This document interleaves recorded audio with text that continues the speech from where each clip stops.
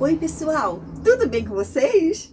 Amém! Como prometi a vocês, eu vim trazer o passo a passo dessas abóboras moranga. Olha que lindas!